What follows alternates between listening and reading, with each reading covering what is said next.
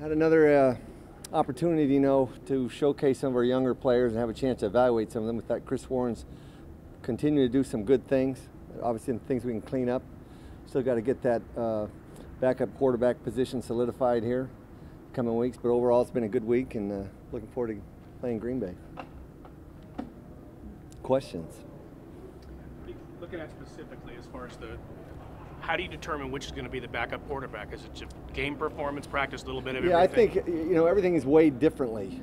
Certainly, from every drill that we start with, and individual drills to group drills to then the team drills, they're all graded differently, and each one of them has a little bit more weight. Obviously, the more team situations carry more weight than the individual performance, and then you get in a game situation that carries the most weight. So. They get graded on the game reps that they've had in the preseason and the team reps that they've had in the training camp that we've had thus far. But it's been a close battle. They've both done some good things, and certainly we've seen some things that they both need to clean up. But we'll continue to evaluate as we go forward. John said he really wants to see a number 3 receiver step up here in the next couple of games. What have you seen from the guys who are contending for that spot? Well, it's been good. Just Seth Roberts has been injured, so I haven't had a chance to see him a whole lot. Martavis has been in and out as well and been a little inconsistent. So that more than anything, we've seen a good battle inside really with Switzer. Has done a nice job. There's just a good battle there for the inside slot. And we started out, we also played Jordy some in there at the F. So that's a position, again, we've got to get solidified. We've got to find more consistency at that spot right now going in this third game.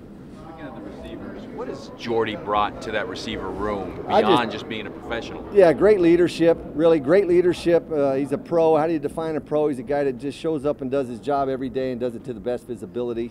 I think he's a great example for any of the younger players in terms of his preparation, and not only just the preparation, but the performance aspect. It's one thing to prepare, but it's another thing to go out in the field and perform, and he's done that over his career, and I think that gives a good model for a lot of the young receivers to look at. You see any of the young receivers kind of gravitating toward him even more so now that training camp is done? Yeah, I think so, and I think he's got a personality that he's easy to approach. He's a very approachable guy. Again, he's a natural leader that way. Not pretentious at all, and I think that the players in that room appreciate that. He doesn't hold himself above anybody. He's willing to give out any of the secrets that he's learned along the way, and I think they all appreciate that. But not just the young players, but I know, Coop and those guys all are real comfortable with Jordy, and he's been a great acquisition for us, so excited. How do you think that Donald Penn has done in his relatively small amount of practices playing that right tackle spot, and what are you looking for from him in games there as well?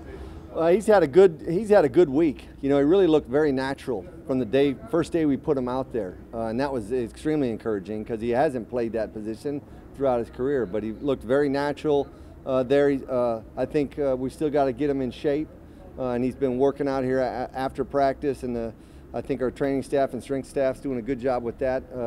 But just getting himself game ready. It's been a long time since Donald's played a game, and it's been a long time since he's been able to practice a full practice. So this week's been a lot about conditioning, and he's having to play himself into shape. So I think Tom Cable's also done a good job of monitoring that and monitoring his conditioning up to this point. But as far as playing the position, again, he looked very comfortable there. We've seen him a couple different times be very willing to go over to Colton Miller, who can be kind of quiet, and work with him. What about that dynamic? Yeah, that's been, again, a credit to Donald Penn for the way he's approached this change. The minute we talked with him about making the move, he was on board with it. He's been on board with it since the move's been made, which was day one. And when that was proposed to him, he said, I'll do whatever it takes to help the team win. So really says a lot about the man and about the player. So and again, you'll see him with Colton offering tips much like Jordy does with the wide receivers. Donald's played a lot at that position and played at a very high level, so I think his experience in that room has been very beneficial for the young tackles, both Parker and Colton. So. The lion's share of all the lowering the head penalties are coming on defensive players, but there have been, I think, 8 to 10 of them that have gone off for offensive guys. How are you instructing offensive players regarding that rule? Well, we've had the officials have come in and presented the rule change to us and showed us video, but you read about it, even they're saying now that they're going to come back through again with another video kind of trying to explain that rule. And again, it doesn't happen very often with offensive players. Don't see a lot of the lowering of the head other than the running back position and the ball carriers, and we've always talked to them about trying to lead with your face up. So it really hadn't been a big issue, an emphasis on our side of the ball, but we'll look forward to seeing the new tape and the new explanations of how they're going to call that when the regular season gets going. A couple, I guess, errant snaps and quarterback fumbles these first two games. How do you get those fixed? Yeah, that's been very disappointing. Really, last week when you look at that, certainly there wasn't a lot of offense installed for that game plan against the Rams. However, anytime there's sloppy play, footballs on the ground, false starts, penalties, that's the unacceptable part that you see in there. And it doesn't matter whether you're a first-year player or a veteran trying to keep your job. That's just unacceptable football. And that was the disappointing coming out of there. It wasn't so much of the the execution part of it. Was just the sloppy play, and that was a disappointing part coming out of that game.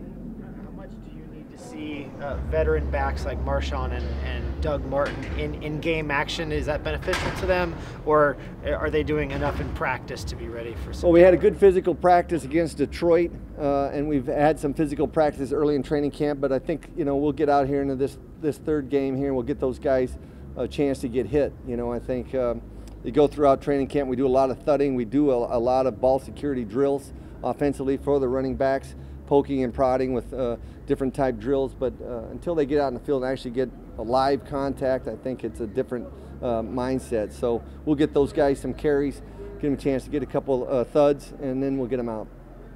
Consistency is a word that John has used a couple of times when it applies to Martavis as well. Is that something you need to see in performance and practice, or grasp of the playbook, or where do you need to see more consistency? I think everywhere, from the meeting rooms to the practice field to the games, just consistent level of performance. And again, it starts with the preparation, but all of these players get graded every day of practice as well as the game. So it's just, again, trying to eliminate some of the dips in play.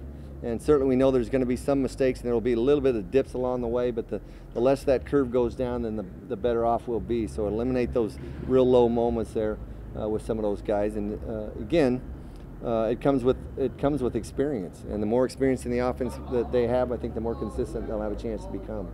How familiar were you with Jared Cook before getting here, and what sort of impressions have you formed with him since? Well, I knew the player. I'd never had a chance to work with Jared, but I'd known different coaching circles, talked with different people about him, and always had a lot of respect for his game and the way he plays, and that hadn't changed since I've been here. I think the guy's come to work every day. He's in a great mindset right now. I think he's enjoying himself. I think he's enjoying the team.